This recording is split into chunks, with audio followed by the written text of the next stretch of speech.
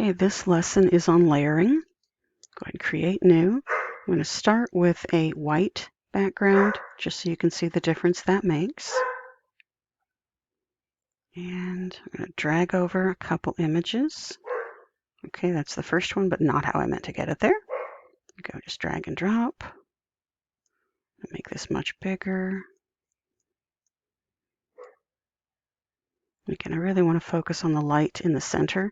The pattern is cool, but it's not the only thing I'm after. There we go. Yeah, I want to try to get some of that railing off to the side.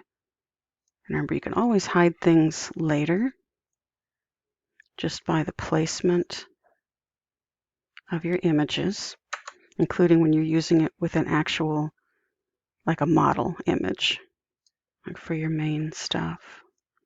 Okay, make that larger. Enter to clock that into place. Adjust the fill. There you go. Now we could be done.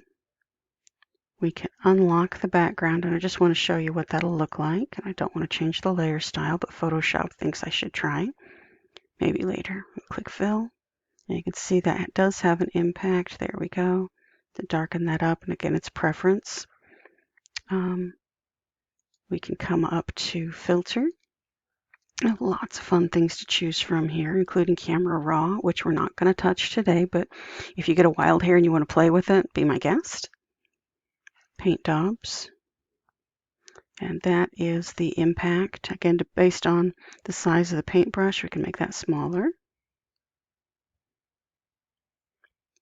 There's just a ton of stuff, and we have this set on Sparkle, which I kind of like. And do wide sharp. That's fun. We'll leave it there for right now. In addition, you can play with, there we go, blur. And gives you that Gaussian blur, but you also have motion blur. That gives it just that little bit of movement. I actually don't want to stick with this, but again, anything you want to do, go for it.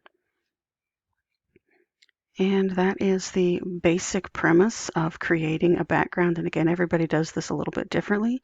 To me, it's simplest, just layer at a time and adjust your opacities.